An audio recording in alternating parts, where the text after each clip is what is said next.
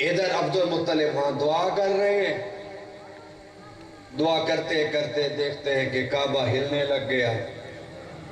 کعبہ کیا ہو گیا؟ کعبہ تو ہلنے لگ گیا. تو کاش آپ بھی ہلنا شروع کر دیں. کعبہ ہلنے لگ گیا. عبد المطلب کہتے میں پیچھے ہٹ گیا. میں نے کہا کہ کہیں زلزلہ تو نہیں آ گیا؟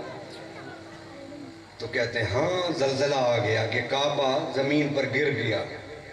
تھوڑی دیر کے بعد کعبہ پھر اٹھ کے کھڑا ہو گیا. عبد المطلب کہتے ہیں یہ عجیب زلزلہ ہے کہ پہلے کعبہ کی دیواروں کو گرا دیا, اب کھڑا کر دیا. پریشان کیا بولا عبد المطلب, کیوں پریشان ہو؟ عبد المطلب کہنے لگے سینکڑوں مرتبہ زلزلہ آیا اور کعبہ گرا لیکن کبھی اٹھا نہیں.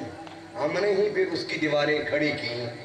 یہ پہلی دفعہ ہے کہ کعبہ کی دیواریں گری اور کھڑی ہو گئیں.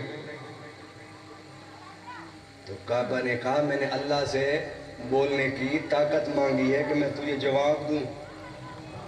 تو رب نے مجھ سے پوچھا تھا تو کیا بات کرنا چاہتا ہے عبد المطلب سے؟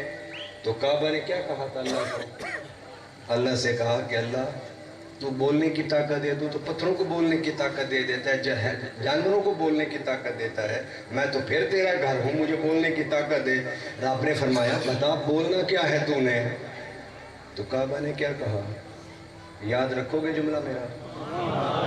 یاد رکھو گے میرا جملہ؟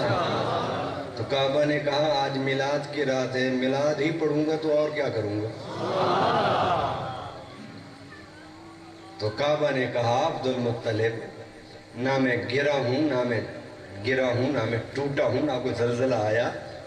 جب آمنہ کے گھر میں نبی آخر الزمان جلوہ گر ہوئے تو میرا دل کیا کہ میں خوشی مناتے ہوئے ان کو سجدہ ہی کیوں نہ کروں.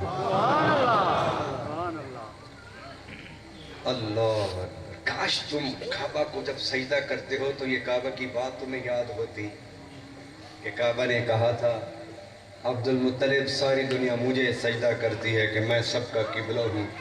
آج میں سجدہ کر کے سب کو بتا دینا چاہتا ہوں تم سب کا قبلہ میں ہوں, میرا قبلہ محمد مصطفیٰ.